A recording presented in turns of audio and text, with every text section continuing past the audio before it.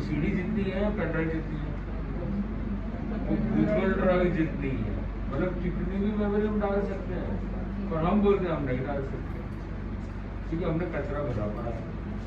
तो कचरे को जैसे ही आप हटाओगे, स्ट्रेस को हटाओगे, तो आपको आश्चर्य होगा कि आपका जो अवचेतन मन है, जो सबकॉन्शियस माइंड में कितनी मेमोरी आ सकती है।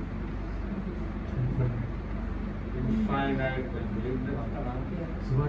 सुभाष जी। आपका पीएम प्रेसिडेंट है। हाँ, पीएम प्रेसिडेंट है। इसलिए फटाफट आंसर आया। तो जैसे मैंने कहा इनफाइनाइट, तो बताया जाता है कि आज तक की आपकी जो भी यादें हैं, चाहे आप घर में थे तब की यादें, चाहे आप रास्ते में चले हो तो जो गाड़ियों के नंबर प्लेट भी देखे हैं, वहाँ तक की यादें, वो कहाँ तक कहाँ स्टोर पड़ेगी बड़ी? Subconscious mind. कितने ऐसे इंसिडेंट आते हैं कि कोई क्रिमिनल होता है, वो ऐसे आंसर नहीं दे पाता, तो उसको दिया जाता है हिप्नोटिज्म के थ्रू फास्ट में, और उसको सारी यादें पूरी एकदम ताज़ा हो जाती है, एकदम रिकॉल हो जाता है, हर चीज़ एकदम उसको बराबर दिखने लग जाती है। तो अवचेतन मन में, सबकॉन्शियस माइंड में जो मेमोरी का स्टोरेज है, वो खाली इस लाइफ का नहीं है। वो कौन सी लाइफ का है? वो कितनी पास्ट लाइफ का भी स्टोरेज मिल जाता है उसमें। 10-10, 20-20, 50-50 कितने ऐसे लोग मिलते हैं जिनकी तो 100 की स्टोरेज मिल जाती है। तो आत्मा जो है ना, वो उसमें कितनी ज्ञान है, कितना ज्ञान है, कितना स्टोरेज है? अनंत स्टोरेज है। तो कभी ये आपको अपने आप को कम नहीं समझना है कि भाई मेरे पास तो ज्ञान नहीं है, मेरे पास तो मेमोरी नहीं है, मेरे पास ये नहीं है। आपके पास आपको कहीं बाहर जाने की एक्चुअल में जरूरत नहीं है, और बाहर की चीजें तो निमित्त बनती है, खाली निमित्त बनती है अपने अंदर के ही ज्ञान को प्रकाशित करने के लिए। और ज्ञान तो आखिर किधर है? हम बोलेंगे गूगल में है, जीपीटी में है, किताबों में है। क्या ज्ञान उधर है? नॉलेज उधर है? नॉलेज किधर है? नॉलेज आपके अंदर ही है। तो इनसाइड आउट, इसमें देखो जितने महापुरुष होते हैं वो आउटसाइड इन होते हैं, इनसाइड आउट होते हैं। इनसाइड आउट आपने सबसे मेन अगर देखे आचार्य श्री भागवत के, उनका एग्जाम्पल सबसे बेस्ट एग्जाम्पल है कि कहाँ तो नत्थु थे, कहाँ भोले थे, कहाँ उनको कुछ समझ नहीं थी एक टाइम पे। तो पहले तो सीढ़ी जैसे ही थे, फिर धीरे धीरे क्या बन गए? प्रैक्टिस करते करते समय के साथ एकदम पेन ड्राइव नहीं, गूगल ड्राइव बन गए। तब की गूगल ड्राइव थी, गूगल ड्राइव तो अभी आया है, पर तब की गूगल ड्राइव थी। तो उनके पास सब नॉलेज था, उनको कोई भी विषय में पूछो एकदम तुरंत आंसर, एकदम बेझिझक बेधड़क। तो इसीलिए ये चीज ये आपके पास भी नहीं है, क्योंकि जैन धर्म ही एक ऐसा धर्म है जिसमें कहा जाता है कि हर कोई क्या बन सकता है? भगवान बन सकता है। बाकी सब में तो कैसा है भाई, श्री राम है, किसी में श्री कृष्ण है, किसी में बोले कि चलो अल्लाह है, कोई बोले जीसस है। तो उससे बाहर वो लोग नहीं गए। वो ऐसा नहीं कहते कि भाई सब लोग भगवान बन सकते हैं, हर कोई जीसस बन सकता है। वो लोग जीसस आए थे, वो गए, अभी कोई कुछ नहीं कर सकता, अभी जीसस नहीं बन सकते। वो जो बोल के गए वो हिसाब से काम करते रहो तो अच्छी जगह जाओ।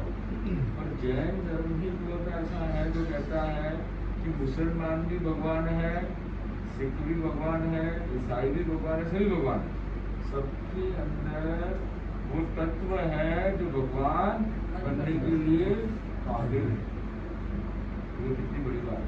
तो जैन धर्म इतना उदार धर्म। फिर pen drive versus CD competition चल रहा है। अगर आपको इधर आ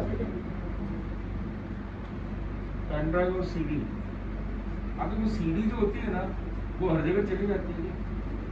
पेन ड्राइव बहुत कंफर्टेबल होती है, मतलब हर जगह कनेक्ट हो जाती है।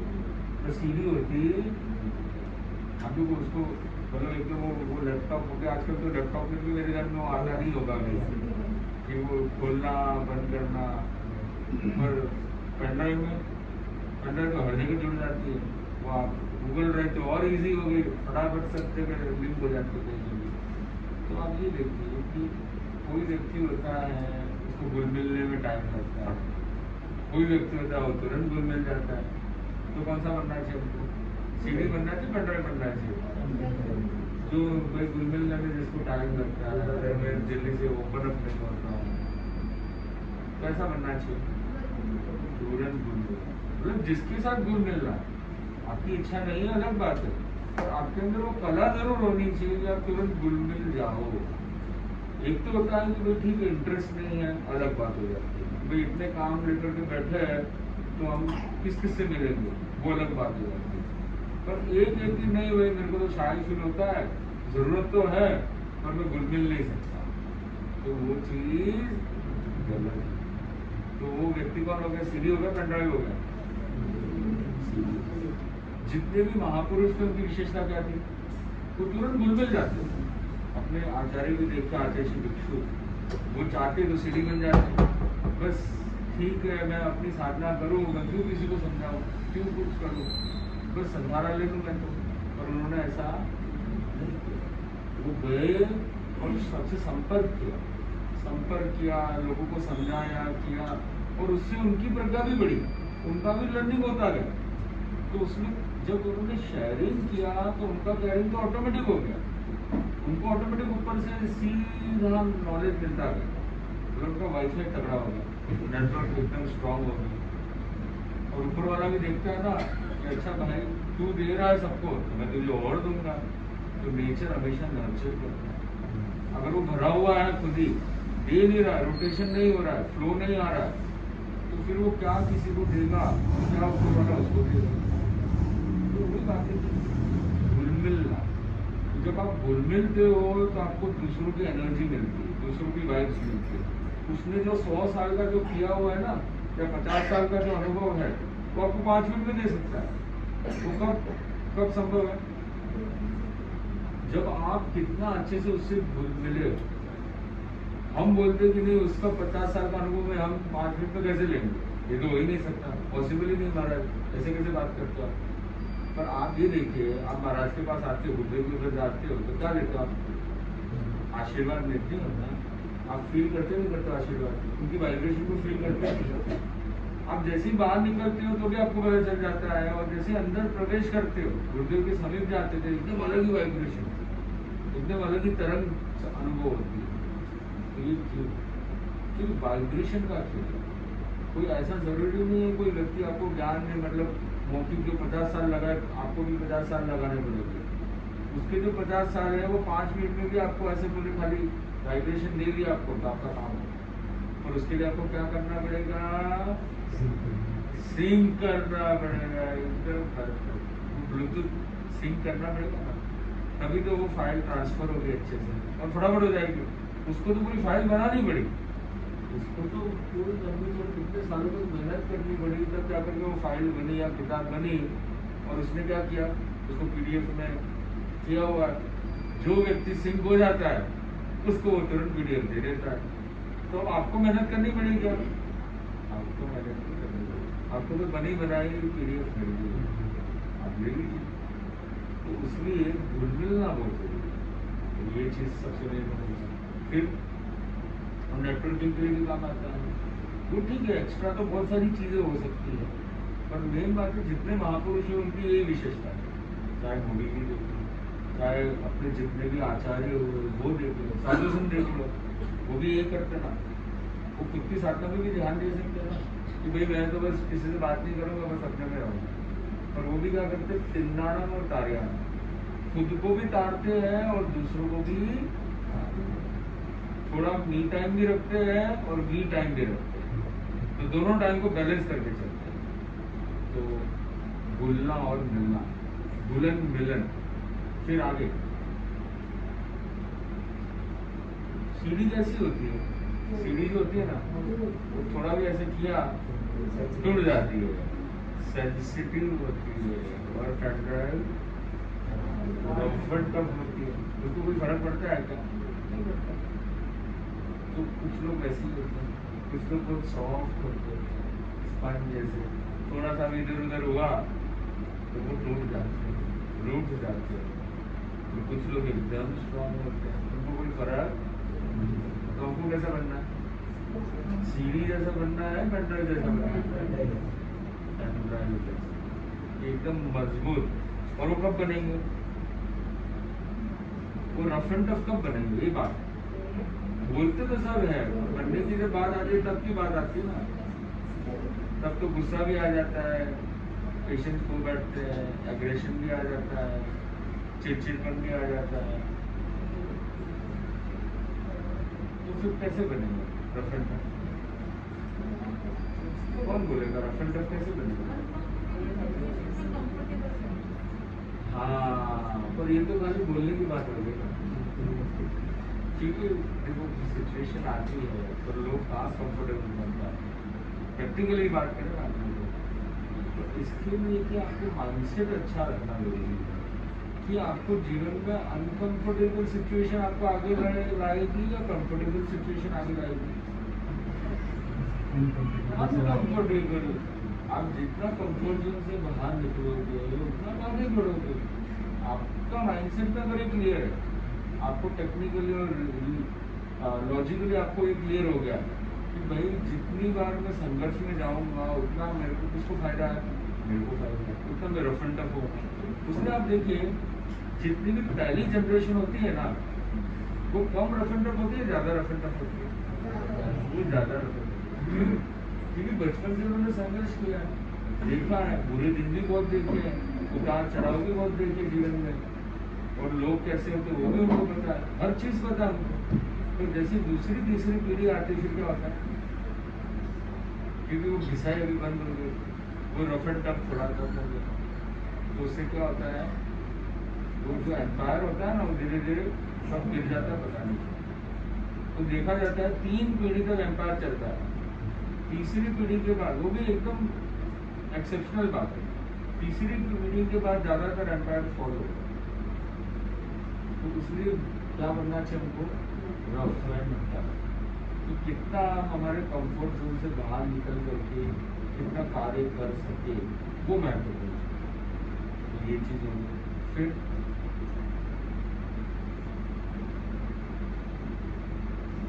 और क्या है? सीडी और पेनड्राइव। जो सीडी में है पेनड्राइव में नहीं, या जो सीडी में नहीं है पेनड्राइव में।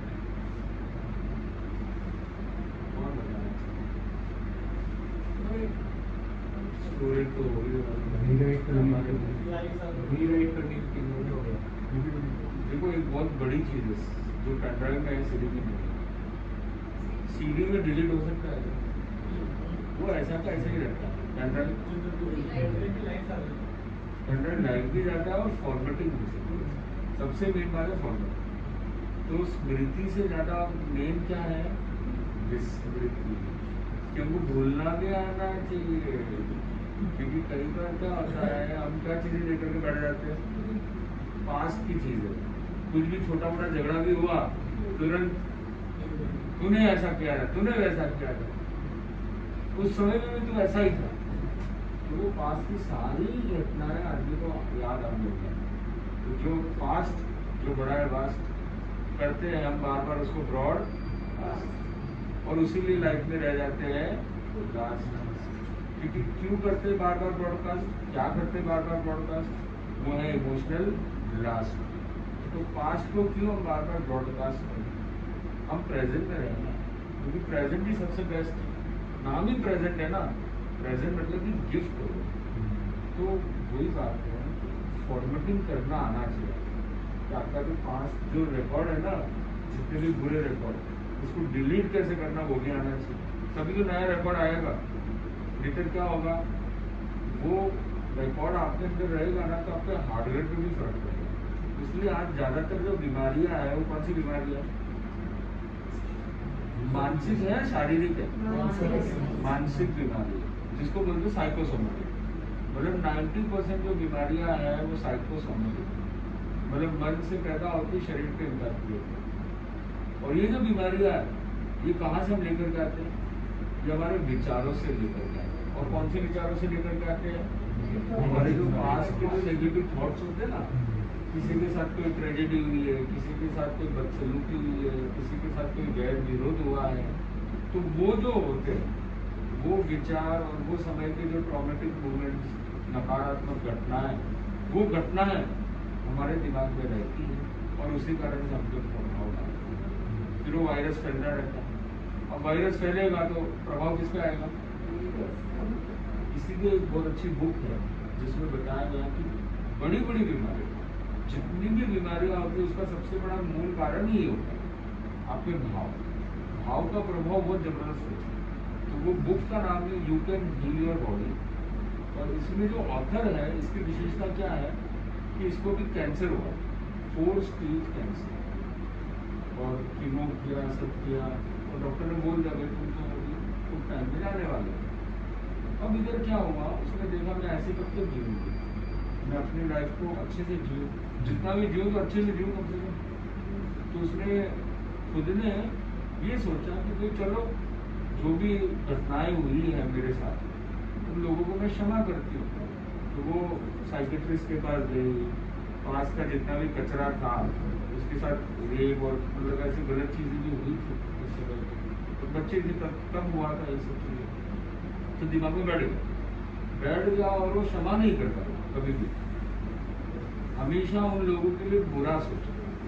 पर जैसे ही वो क्षमा किया, जैसे ही उन लोगों को उन्होंने एक तरह से हीलिंग की, एक अच्छी मंगल भावना लाई, बहुत मुश्किल होता है, बहुत दिक्कत पैदा करता है, क्योंकि इतने टाइम से हमारी सोच कुछ अलग रही थी, बदले की भावना रही थी, और एकदम से उसको मित्र बनाना, और उसने तो कोई इनिशिएटिव लिया नहीं है, उसने तो आपको कोई सामने से कुछ बोला नहीं है, और आप बोल रहे भावो ही भावो।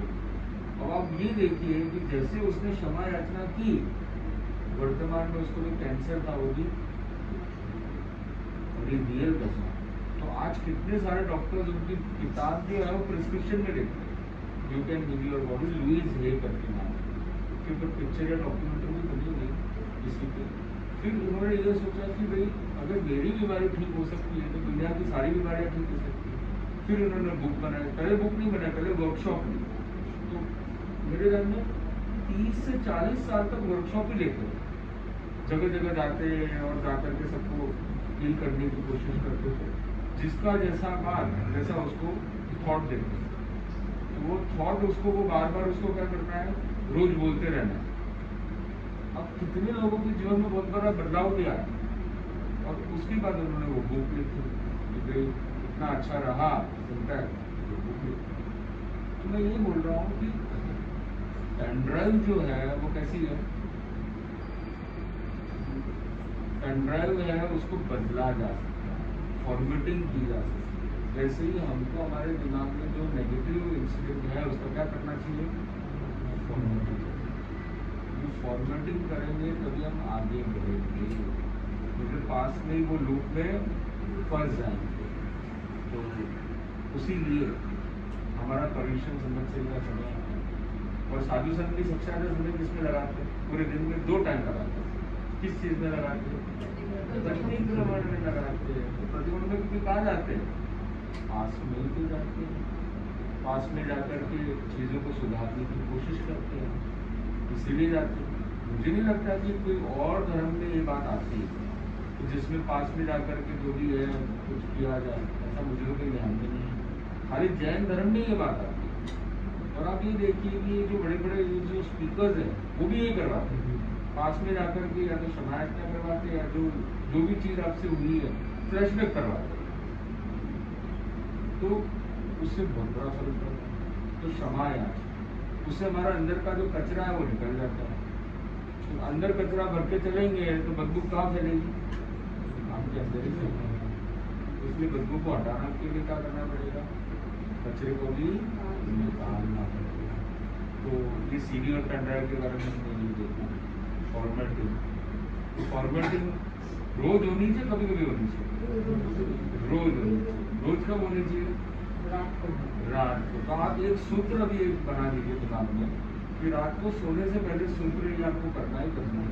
और आप ये देखिए संथारे का सिस्टम भी इसीलिए कि संथारे में लास्ट में व्यक्ति का जब समय आ जाता है, जब काल आ जाता है, तो वो खाना पीना क्यों छोड़ देता है, वो इसीलिए कि जो फॉर्मेटिंग करनी है, फॉर्मेटिंग करनी होती है तो हम क्या करते हैं, कंप्यूटर की या किसी की फॉर्मेटिंग करनी होती है तो क्या करते हैं, सब डिलीट करते हैं, टाइम लगता है ना।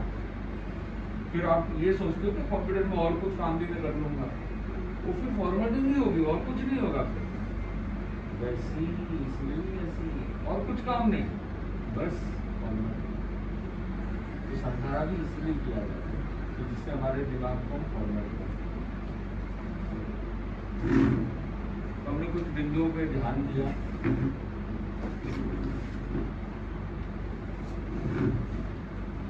तो सब लोग एक बार रिपीट करेंगे, और भी बहुत सारे पॉइंट हो सकते हैं, आप लोग एक्सप्लोर कीजिए।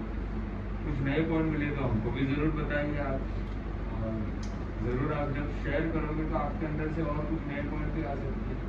तो एक सीडी और पेन ड्राइव, तो पेन ड्राइव में आपको कितनी कितनी शिक्षाएं देगी, एक छोटी सी पेन ड्राइव, इसलिए कितनी अच्छी बात है। तो जब आप पेन ड्राइव को देखोगे तब तक आपको क्या दिमाग में आएगा कि मुझे कैसे करना है। तो वो सूत्र में बता रहा था, हामें सब जीवे सब मिट्टी है सब बहुएषु वेरं मज्जन में। तो ये जो